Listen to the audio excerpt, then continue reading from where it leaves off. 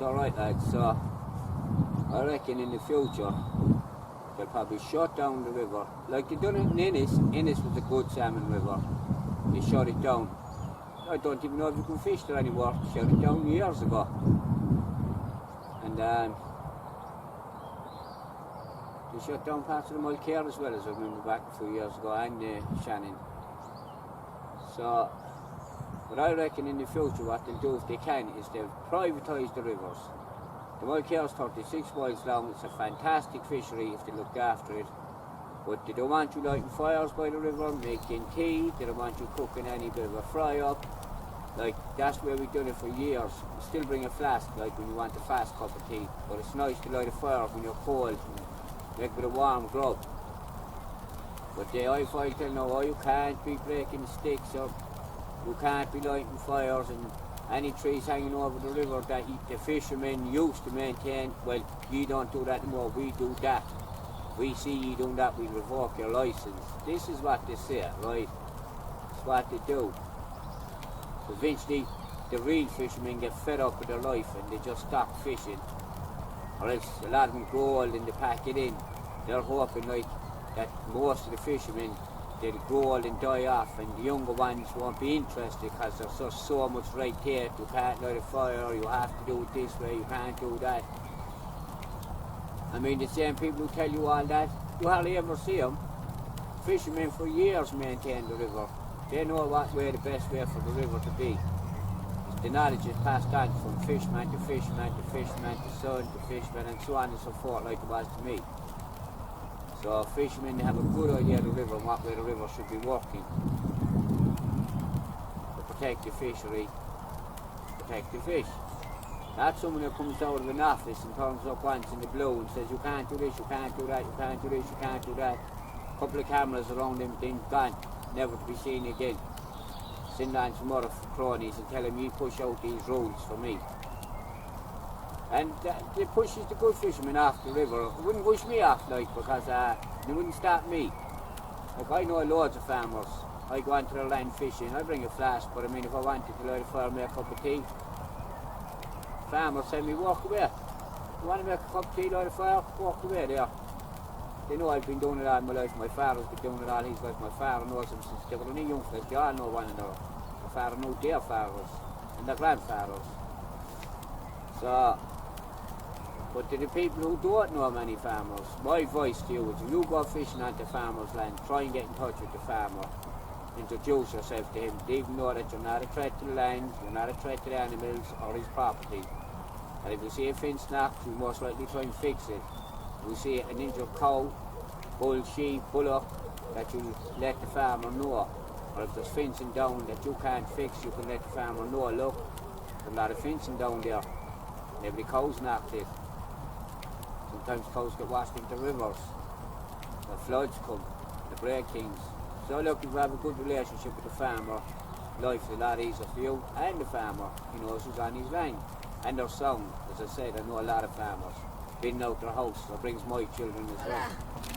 There's rabbits running up there, lads, by the gate. That's his wife there, let me in, the farmer woman, fair play to lads, how nice is that?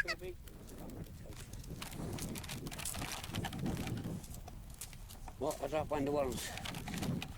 Get him there, son, he's a walk, boy. Bridge, you pick him up there for me, quick, Bridge. Just keep that in mind, but they'll try and privatise the river in the future. They'll just man it with a couple of men. Mull Cair River's only need to man that with about 10 men. Pay 10 men a weekly wage to manage the whole of the fishery. Now when you have that privatised, the man who comes on is willing to pay the big bucks. One day him fishing on the river, you pay for one man's wages. So if you have 8 people on the river, 10 people on the river, for 2 days, that'll pay their wages.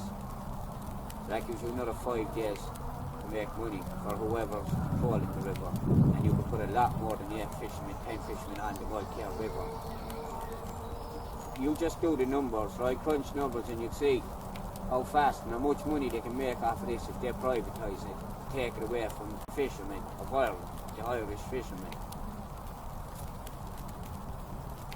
So And that's why if you're ever eating wild salmon, or if you're ever eating salmon, it should be wild. Don't ever eat Norwegian salmon. They're covered in chemicals. They're the most toxic fish food you can eat. Would you believe that? Norwegian salmon, the most toxic food you can eat. The heavy metals and all that builds up in their fats. Like it does in tuna now, when all the pollutants gets into the ocean, it gets into the fish. But these farm fish are lethal, you know. You might get some safe ones, but you should definitely do the research before you think, oh look, no, I know I was up now, but I lived up there, I worked there for years, or for months, for about 6 months. But I worked all over Europe for years.